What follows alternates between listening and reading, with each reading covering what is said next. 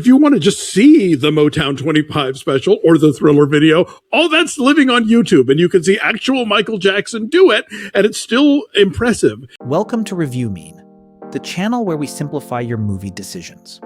The Michael biopic follows the rise of Michael Jackson from his childhood in the Jackson 5 to becoming the biggest star on the planet.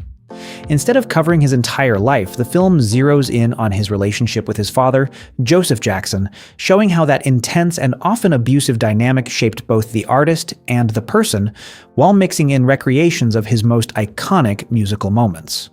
I was very excited about this movie. I grew up listening to the King of Pop. I learned most of his moves, or tried to learn them.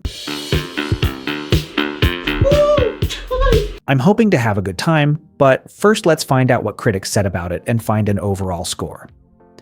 I like whenever he would put the flame out on his crotch. That was interesting. Like, why is it on fire? 3C Films sees the movie as a visually slick, fan-friendly experience that delivers on the music and performances but plays things a bit too safe. He appreciates how entertaining it is, especially the concert-style sequences, but feels like the film avoids digging into the messier, more complicated parts of Michael's life. His overall takeaway is that it feels like a greatest hits tour with emotional cutscenes, where you're vibing to the music but wishing for a bit more honesty behind the curtain.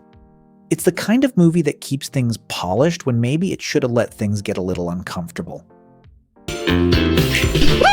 And with so many people behind the scenes of this film that are part of Jackson's family and or estate, I think it's important to know going in that if you're expecting a deep look into Michael Jackson's psyche or even something that challenges his image or his public persona in any way, that's not what you're getting here. Dan Murrell approaches it like a film essay, pointing out that the movie clearly chooses a specific narrative, Michael versus his father, and commits to it fully.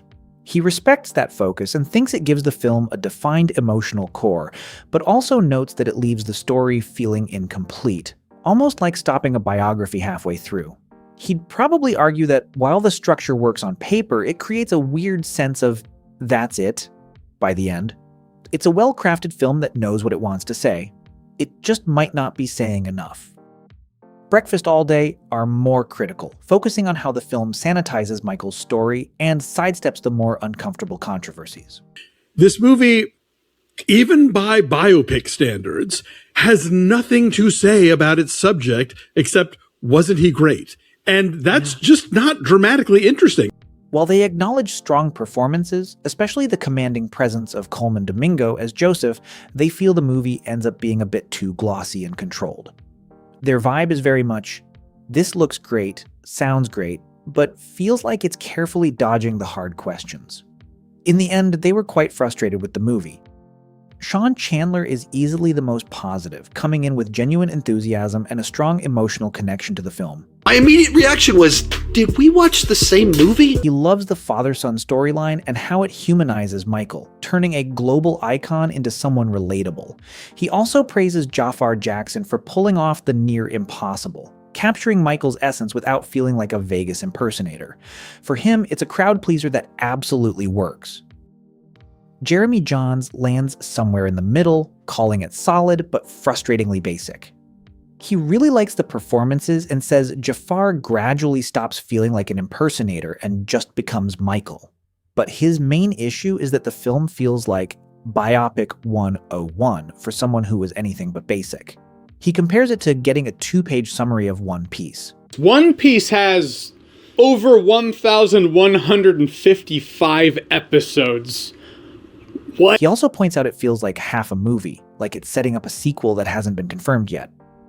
Now let's round up the numbers and convert to percentage. The review mean score for Michael is 73% compared to 38% on the tomatometer. Wow, some critics did not like this movie. The difference between YouTube critics and the others is quite huge. But the popcorn meter shows the audience is eating it up. Michael seems to deliver where it's expected, with great music, strong performances, and big crowd-pleasing moments.